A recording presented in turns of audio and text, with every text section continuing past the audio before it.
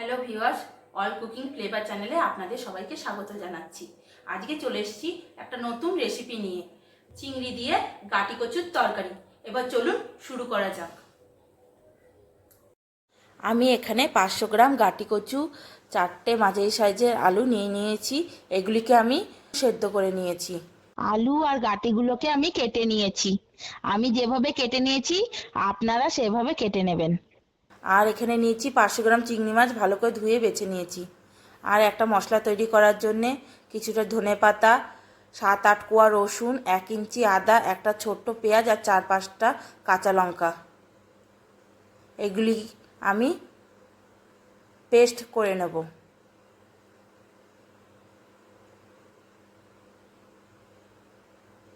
এবার চিংড়ি মাছটাকে ভেজে নেব। তার জন্য চিংড়ি মাছটা নুন আর হলুদ মাখিয়ে নেব। নুন হলুদ মাখানো হয়ে গেলে চিংড়ি মাছটাকে আমি ভেজে নেব।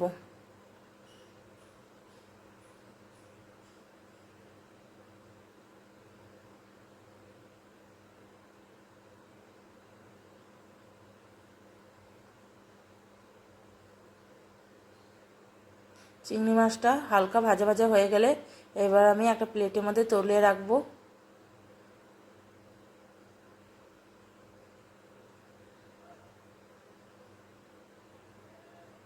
এবার ওই একই তেলের মধ্যে দিয়ে দেবো 1/2 চামচ গোটা জিরে।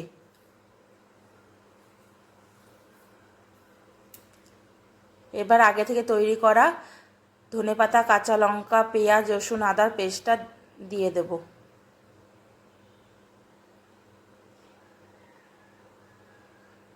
এবার আমি খানিকটা জল দিয়ে দেব। আর দিয়ে দিচ্ছি 1/2 চামচ নুন, দিয়ে দিচ্ছি 1/2 চামচ লঙ্কার গুঁড়ো, 1/2 চামচের একটু কম হলুদ, 1/2 চামচ ধনের গুঁড়ো, 1/2 চামচ জিরের গুঁড়ো,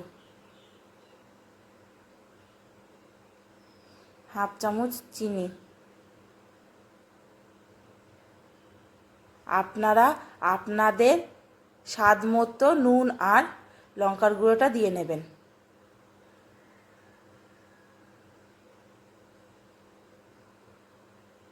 আমি আরেকটু লঙ্কার গুঁড়ো দিয়ে দিচ্ছি।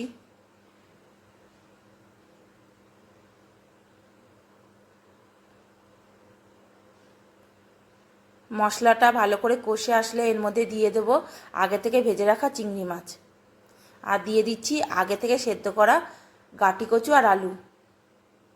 এবার এগুলিকে একসঙ্গে নাড়িয়ে ভালো করে কষিয়ে নেব। এই টাইমে গ্যাসের ফ্লেমটা লো রাখতে হবে। ভালো করে কষে আসলে এর মধ্যে দিয়ে দেব পরিমাণ মতো জল।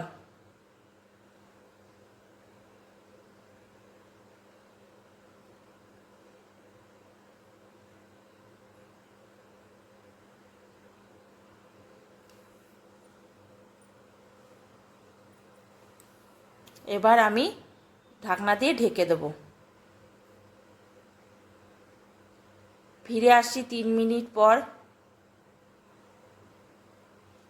তরকারিটা আমার প্রায় হয়ে গেছে। এবার এর মধ্যে দিয়ে দেব আগে থেকে বেটে রাখা গরম মশলা। আপনারা চাইলে এখানে গরম মশলা গুঁড়োও দিতে পারেন।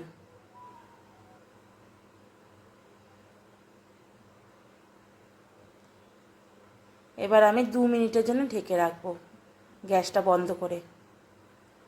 আমার গাটি কচুর তরকারিটা দেখুন হয়ে গেছে। এবার আমি একটা বাটির মধ্যে তুলে নেব।